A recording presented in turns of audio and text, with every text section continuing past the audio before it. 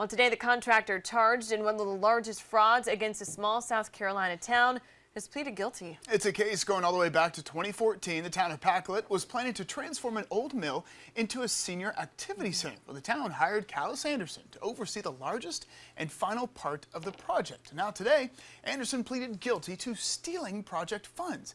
That forced the town to have to take out a loan, which then Anderson also stole.